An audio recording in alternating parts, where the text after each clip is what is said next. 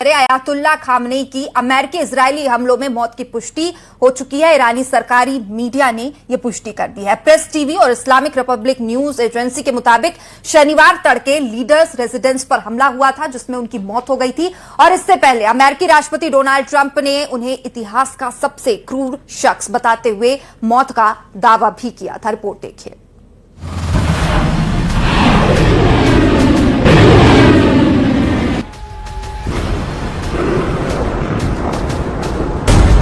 Iran के supreme leader Khamenei की मौत। अमेरिका इजराइल के हमले में मारे गए खामेनेई।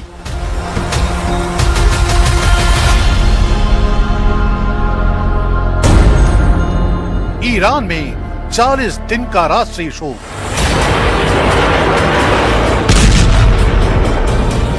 ईरान की इस्लामिक क्रांति के चेहरे अयातुल्ला सैयद अली खामेनेई की अमेरिकी इजरायली हमलों में मौत की आधिकारिक पुष्टि कर दी गई है।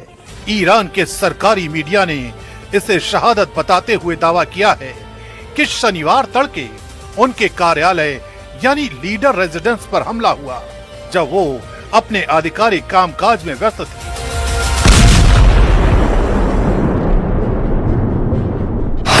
ईरान की सरकारी मीडिया ने खामेनेई की मौत की पुष्टि की।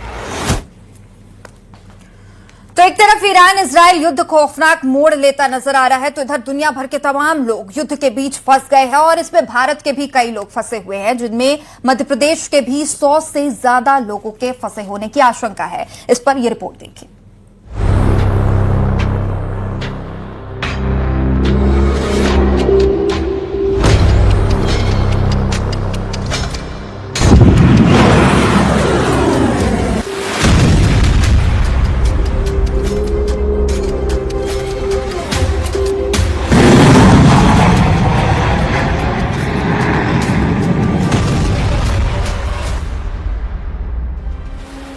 ईरान इजराइल के बीच जारी महायुद्ध पूरी दुनिया के लिए टेंशन की वजह बना हुआ है। अमेरिका की तरफ से जारी हमलों में दुनिया भर में घबराहट बढ़ गई है।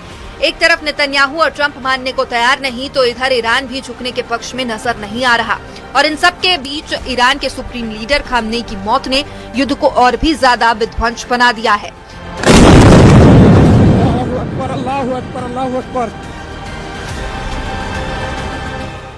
ईरान इजराइल के वार पलटवार के बीच ईरान ने 8 मुस्लिम देशों को अपने निशाने पर ले लिया है, जिसके चलते दुनिया के तमाम लोग इन देशों में फंस गए हैं और भारत के कई लोगों के फंसने की खबर सामने आई है।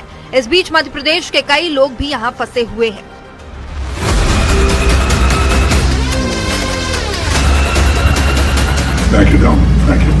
उज्जैन के महाकाल मंदिर के पुजारी विकास शर्मा ज्योति अनुष्ठान सम्मेलन में दुबई गए हुए थे। वहीं ईरान के हमले के कारण हवाई अड्डे बंद हो गए, जिसके चलते विकास शर्मा वहां फंसे हुए हैं। उज्जैन में परिवार वाले लगातार वीडियो कॉलिंग पर संपर्क में बने हुए हैं। लगभग हमारी फ्लाइट थी। अच्छा। और लगभग हम बैठे रहे, काफी थोड़ा सा लेट होते गए। फिर बाद में उन्होंने अनाउंस किया कि थोड़ा सा अटैक हुआ है, तो अभी हम लोग वेट करते हैं, बोले क्या अपडेट आता है हम लोगों को। वहीं एम्बेसी से लेकर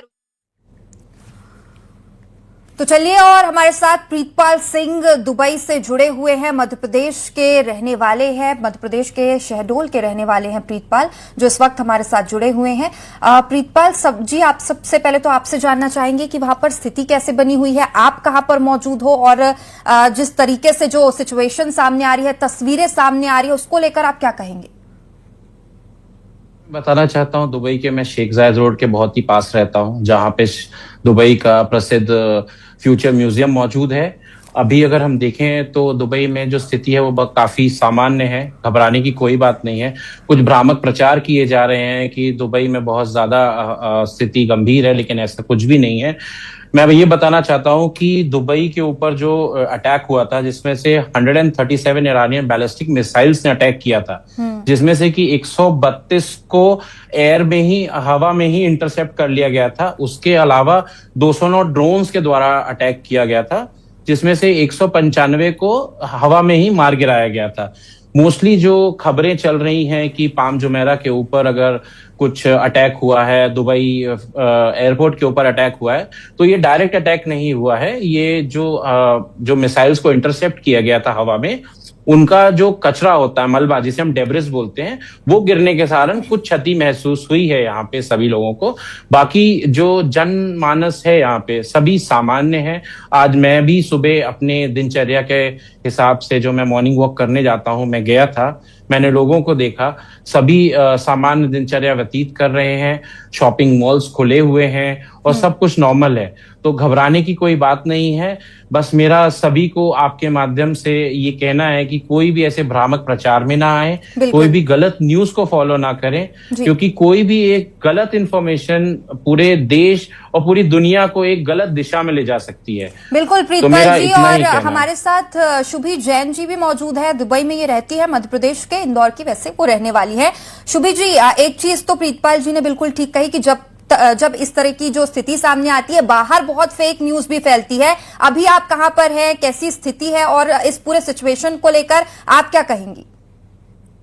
मैम, सबसे पहले तो मैं दुबई में नहीं रहती हूँ, मैं यहाँ पर अपने ऑफिस के पर्पस से आई हूँ और मेरे साथ और भी लोग हैं जो ट्रैवल टूरिज्म के पर्पस से यहाँ पर आए हैं।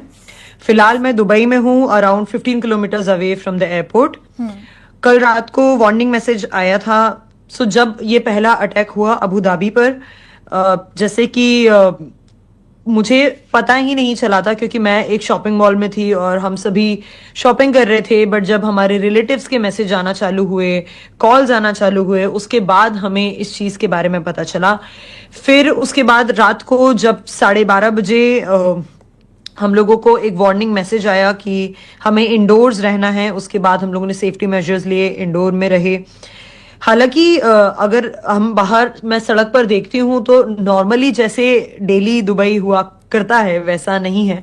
केवल आपको टैक्सी और डिलीवरी के लिए जो लोग होते हैं आपको वो लोग मिलेंगे, और हार्डली बहुत लिमिटेड लोग होते हैं जो जा रहे हैं। लेकिन लाइफ देखी जाए तो वो काफी नॉर्मल चल रही है।